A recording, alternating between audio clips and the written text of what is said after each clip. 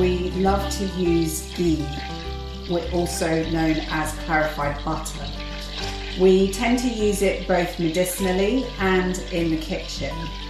In some of the other videos, in the triphala video, I mentioned how you could have it in the morning combined with the triphala and the honey. That's a really great way to use it. But used in cooking, you can add just sort of a teaspoon to whatever you're cooking as the fat medium.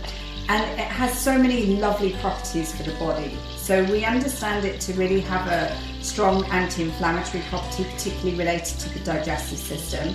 And when we're talking about intestinal health, it releases this stuff called butyric acid.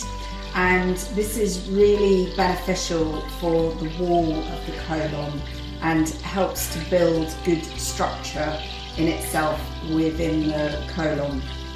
So to make it, you just take a pack of unsalted organic butter and put it in a pan on a low grade heat, and you can hear it in the background popping and crackling. And what it's doing is it's evaporating water and separating the milk solids.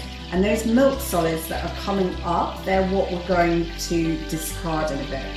So I've got a cloth, fine mesh cloth, or you could use a cheesecloth, or if you haven't got that, you could even use a clean, brand new J cloth, something like that. And I've got a jam jar that I've already steam treated, so that's nice and clean. And then I'm going to put the cloth over the top and secure it with an elastic band. And then just push down the top a little, just to make a little well, a sieve there that's going to catch the milk solids. And I can hear here the popping and the crackling is beginning to settle.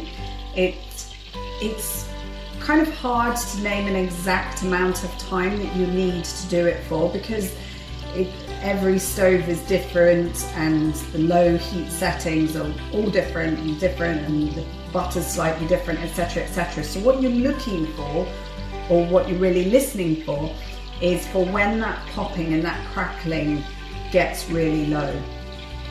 Mine is still going to need a little bit longer here, but I think I'm just going to strain it anyway so that you can kind of see what happens, and then I'll finish it off.